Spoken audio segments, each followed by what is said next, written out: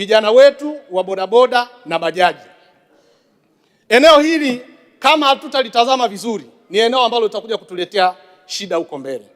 Leo hii kila wilaya imejaa vijana wa bodaboda, vijana wa bajaji. Mimi ninaomba tutazame kundi hili. Nianze cha kwanza kuishauri serikali tupate takwimu za vijana hawa kila wilaya na hali zao za kiuchumi na hali zao za kielimu. Mheshimiwa Mwenyekiti, kwa mfano wilaya ya Dodoma hapa, mkuu wa wilaya ya Dodoma atusaidie. Bahati nzuri they are well organized, hawa vijana tayari wameshajiunda. Kila ukienda utakuta bodaboda kituo fulani wana mwenyekiti wao, wana kiongozi wao, na wameanzisha visakosi vyao vizuri ili tuweze kuwafahamu ni wakina nani. Mimi ninajua, lakini nataka kwa takwimu. Ninajua kuna vijana wana masters wanayefanya biashara hii. Kuna vijana wetu wana degree moja wanafanya biashara hii. Wapo vijana wa diploma, wapo wa certificate na wapo wengine wenye elimu ya msingi. Mheshimiwa Mwenyekiti, kama hatutawatambua na kuwapa elimu, biashara hii itakuwa ni mzigo na usumbufu barabarani, lakini tungeweza kuibadilisha kwa haraka na ikawa manufaa kama wenzetu wa Rwanda walivyofanikiwa. Sisi ni mashahidi, ukienda Rwanda utakuta bodaboda akifika kwanza amevaa reflector yenye namba yake inayomtambulisha na namba yake ya simu. 2, amevaa element.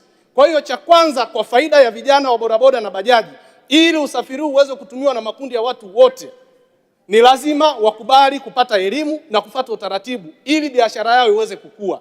Pale Rwanda unaweza kuvaa suti yako ukapanda bodaboda na ukafika salama. Akifika kwenye zebra anasimama, anasubiri taa zimuongoze. Na sisi tunaweza kufika hapo. Tunafikaje hapo? Tuwatambue kwanza. Na Mheshimiwa Mwenyekiti, tukishawatambua tuwaweke kwa makundi yao na elimu zao ili tuweze kuwasaidia. Mathalan ninazungumza, tunaweza tukatoa hata ajira hizi tunazotoa hapa. Mheshimiwa Rais alitoa ajira 12,000 hapa.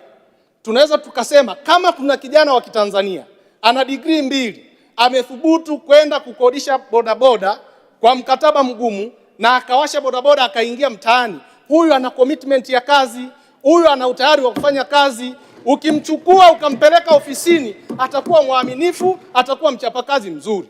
Ili kwamba tukishajua Dodoma hapa au wilaya Hai tuna vijana kadhaa wana degree ya elimu, tuna vijana kadhaa wana degree ya uhasibu, tunapotangaza kazi zetu tuwape kipaumbele kule kwenye vijio vyao kwa kuangalia taaluma zao na washindanishwe.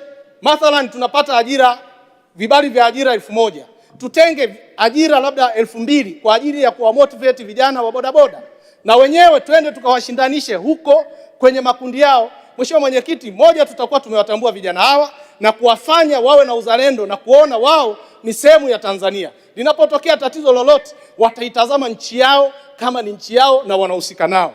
Lakini la pili, kwa kuwa wameshajipanga na tumeona changamoto kubwa, wanapata ajali, wakati mwingine zinaingiza, badala ya kuingiza familia kwenye kuinua pato, wanarudi nyuma kwa sababu pesa zinaenda kwenye matibabu.